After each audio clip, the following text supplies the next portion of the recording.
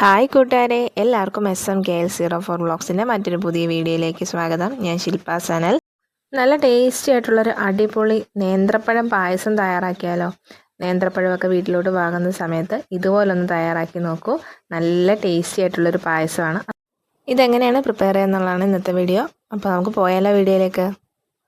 വീഡിയോയിലോട്ട് പോകുന്നതിന് മുമ്പ് നമ്മുടെ ഈ വീഡിയോ ആദ്യമായിട്ട് കാണുന്നവരാണെങ്കിൽ നമ്മുടെ ചാനൽ ഒന്ന് സബ്സ്ക്രൈബ് ചെയ്യാനും ഈ വീഡിയോയ്ക്ക് ലൈക്ക് ചെയ്യാനും ഷെയർ ചെയ്യാനും കമൻറ്റ് ചെയ്യാനും മറക്കരുത്. അപ്പം നമ്മൾ ഇതിനു വേണ്ടി എടുത്തിരിക്കുന്നത് 4 നേന്ത്രപ്പഴമാണ്. ഏകദേശം ഒരു 1 കിലോ അളവിനുണ്ടാവും. ഇതുപോലത്തെ 4 നല്ല പഴുത്ത നേന്ത്രപ്പഴമാണ് നമ്മളിവിടെ എടുത്തേക്കുന്നത് കേട്ടോ. ഇനി നമുക്ക് ആവിയിൽ വെച്ചൊന്ന് വേവിക്കണം. അതിന് നമ്മൾ ഇതിൻ്റെ മേൽവശവും താഴ്വശവും ഒന്ന് കട്ട് ചെയ്തിട്ട് നടുവശം ഒന്ന് കട്ട് ചെയ്തിട്ട് ഇഡലി കുട്ടകത്തിലേക്ക് ഒന്ന് ആവി കയറ്റി എടുക്കാനായിട്ട് വെച്ചിരിക്കുകയാണ്. ഇനി നമുക്കൊന്ന് അടച്ചു കൊടുത്ത് നന്നായിട്ട് ഒന്ന് വേവിച്ചെടുക്കാം.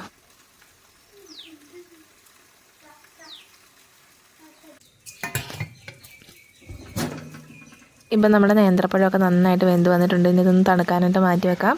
തണുത്തതിന് ശേഷം നമ്മൾ തൊലിയൊക്കെ കളഞ്ഞെടുത്തിട്ടുണ്ട്. ഇനി ഇതുപോലെ ഒന്ന് കട്ട് ചെയ്തിട്ടെടുക്കാം.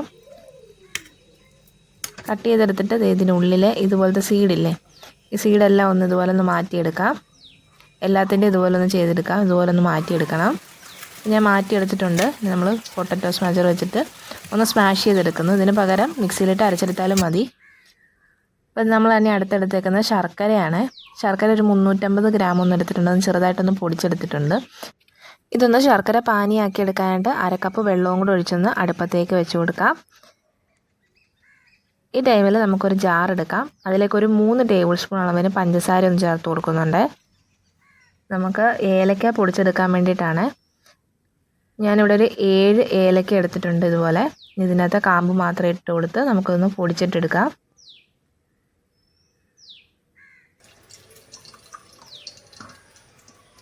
ഇനി അടി കട്ടിയുള്ളൊരു പാത്രം എടുത്തിട്ടുണ്ട്. അതിലേക്ക് ഒരു 4 ടേബിൾ സ്പൂൺ അളവിന് നെയ്യ് ഒഴിച്ചു കൊടുക്കുന്നുണ്ട്.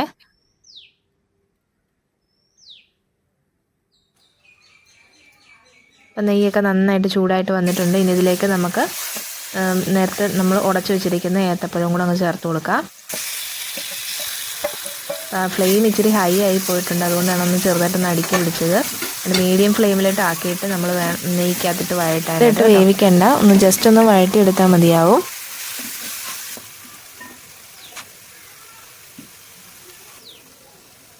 ഇനി ഇതിലേക്ക് നമ്മൾ ഉരുക്കി വെച്ചിരിക്കുന്ന ശർക്കര പാനി ഒന്ന് അരിച്ചൊഴിച്ചു കൊടുക്കാം. അരിച്ച് തന്നെ ഒഴിച്ചു കൊടുക്കണം. എന്തെങ്കിലും കല്ലോ മണ്ണോ എന്തെങ്കിലും ഉണ്ടെങ്കിൽ മാറി കിട്ടാൻ വേണ്ടിയിട്ടാണ് നമ്മളിതുപോലെ അരിച്ചൊഴിച്ചു കൊടുക്കുന്നത്. ഇനി നമുക്ക് ഹൈ ഫ്ലെയിമിലോട്ട് ഇടാം. ഇട്ടതിന് ശേഷം ഇത് നന്നായിട്ടൊന്ന് കുത്തി ഇതുപോലെ ഒന്ന് ഇളക്കി ഇതൊന്ന് ഉടച്ചു കൊടുത്തിട്ട് ഹൈ ഫ്ലെയിമിലോട്ട് ഇട്ടിട്ട് ഈ ശർക്കര പാനി നന്നായിട്ടൊന്ന് കുറുക്കിയെടുക്കണം.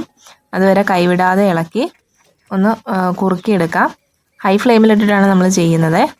അന്നേരം നമുക്കിത് പെട്ടെന്ന് തന്നെ അത് കുറുകി കിട്ടുകയും ചെയ്യും. അപ്പം നന്നായിട്ട് കുറുകി വന്നിട്ടുണ്ട്.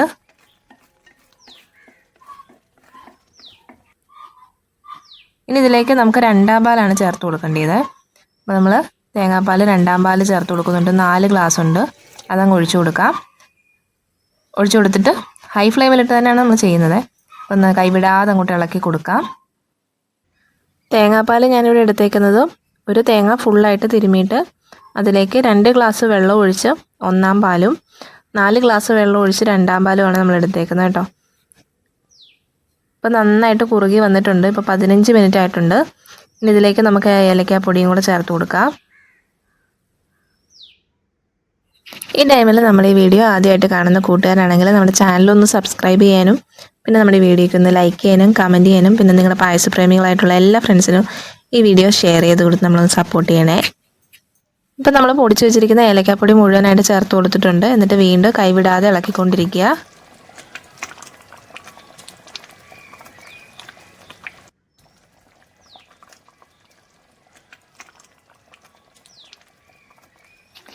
ഇപ്പോൾ ഏകദേശം 20 മിനിറ്റ് ആയിട്ടുണ്ട്. ഇനി ഇതിലേക്ക് നമ്മൾ ചുക്കുപൊടിയാണ് ചേർത്ത് കൊടുക്കുന്നത്. ആവശ്യമുണ്ടെങ്കിൽ മാത്രം ചേർത്ത് കൊടുത്താൽ മതി, ഓപ്ഷണലാണ്. ഞാൻ ചേർത്ത് കൊടുക്കുന്ന ഒരു ടേസ്റ്റിനും കൂടെ ചേർത്ത് കൊടുക്കുന്നതേ ഉള്ളൂ. അപ്പോൾ അതുകൂടെ ചേർത്ത് കൊടുത്തിട്ട് കൈവിടാതെ വീണ്ടും ഇളക്കി കൊടുക്കുക.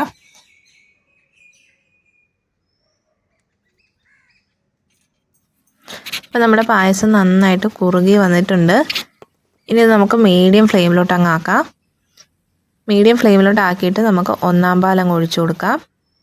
ഒന്നാം പാൽ 2 ഗ്ലാസ് ഉണ്ട്. അപ്പോൾ അതും കൂടെ ഒന്ന് ഒഴിച്ചു കൊടുക്കും. കുറേശ്ശെ ഒഴിച്ചു കൊടുക്കാം. ഒഴിച്ചു കൊടുത്തിട്ട് നന്നായിട്ടൊന്ന് ഇളക്കിയും കൂടെ കൊടുക്കാം.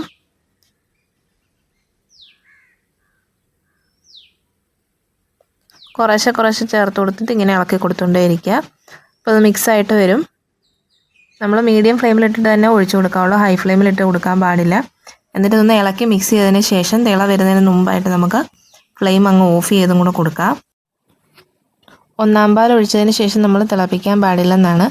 അപ്പം അതുകൂടെ ഒഴിച്ചു കൊടുത്തിട്ട് നമ്മൾ ഫ്ലെയിം അങ്ങ് ഓഫ് ചെയ്ത് കൊടുത്തിട്ടുണ്ട്. ഇപ്പം നമ്മൾ ഒന്നാം പാൽ ഒഴിച്ച് കഴിയുമ്പോൾ ഒരു ശകലം ലൂസ് പോലെ ഇരിക്കും. അത് കുഴപ്പമില്ല. തണുത്ത് കഴിയുമ്പോഴത്തേനും അത് കുറുകി വന്നോളും. ഇനി നമുക്കിതിലേക്കുള്ള കാഷ്യൂസും റൈസിൻസും ഒക്കെ ഒന്ന് നെയ്യിൽ വറുത്തിട്ട് വരാം. അപ്പോൾ അതിന് വേണ്ടിയിട്ട് ഞാനിവിടെ ഒരു പാൻ എടുത്തിട്ടുണ്ട്. അതിലേക്ക് 2 ടേബിൾ സ്പൂൺ അളവിന് നെയ്യ് ഒഴിച്ചു കൊടുത്തിട്ട് ഒന്ന് ചൂടായിട്ട് വരുമ്പോൾ കാഷ്യൂ അങ്ങ് ആഡ് ചെയ്ത് കൊടുക്കാം. ഇതൊന്ന് ഗോൾഡൻ കളറായിട്ട് മൂത്ത് വരുമ്പോഴത്തേനും നമുക്കതങ്ങ് മാറ്റി കൊടുക്കാം. നന്നായിട്ട് മൂത്ത് വന്നിട്ടുണ്ട്. ഇതങ്ങ് മാറ്റാം. ഇനി ഇതിലേക്ക് ഞാൻ കറുത്ത മുന്തിരിയാണ് ചേർക്കുന്നത്. അതൊന്ന് കഴുകിയിട്ടാണ് ചേർത്ത് കൊടുക്കുന്നത്. അപ്പം നിങ്ങളുടെ കയ്യിൽ ഏത് മുന്തിരിയാണോ ഉള്ളത് അത് ചേർത്താൽ മതിയേ. അപ്പോൾ അതുകൂടെ അങ്ങ് മൂപ്പിച്ചെടുത്തിട്ടുണ്ട്. അതുകൂടെ അങ്ങ് മാറ്റാം. ഇനി അടുത്തത് ഞാൻ തേങ്ങാക്കൊത്തും കൂടെ ചേർത്ത് കൊടുക്കുന്നുണ്ട്.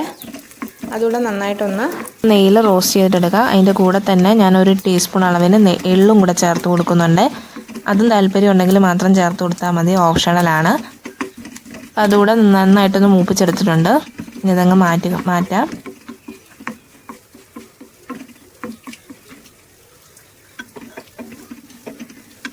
ഇനി നമുക്ക് ആദ്യമേ ഈ എള്ളും തേങ്ങാക്കൊത്തും കൂടെ അങ്ങ് നമുക്ക് പായസത്തിലേക്ക് ചേർത്ത് കൊടുക്കാം.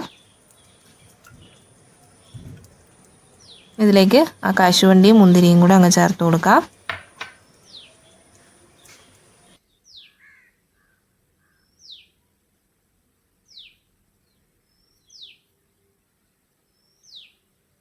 എന്നിട്ട് ഇതെല്ലാം കൂടെ ഒന്ന് ഇളക്കി മിക്സ് ചെയ്തിട്ട് കൊടുക്കാം.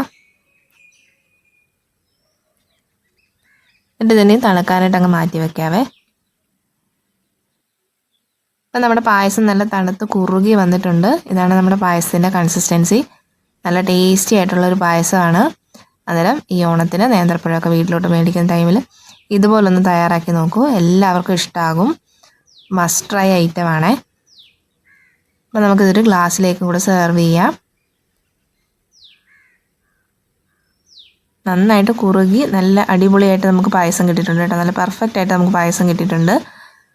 അപ്പോൾ എല്ലാവരും ഒന്ന് ട്രൈ ചെയ്ത് നോക്കുക. അപ്പോൾ നമ്മുടെ ഈ വീഡിയോ ഇഷ്ടമായാൽ ലൈക്ക് ചെയ്യാനും ഷെയർ ചെയ്യാനും കമൻറ്റ് ചെയ്യാനും കൂടെ നമ്മുടെ ചാനൽ സബ്സ്ക്രൈബ് ചെയ്യാത്തവരാണെങ്കിൽ സബ്സ്ക്രൈബ് ചെയ്യാനും മറക്കരുതേ. അപ്പോൾ അടുത്തൊരു അടിപൊളി വീഡിയോ ആയിട്ട് വീണ്ടും കാണാം. അതുവരെ താങ്ക് യു ഫോർ വാച്ചിങ്.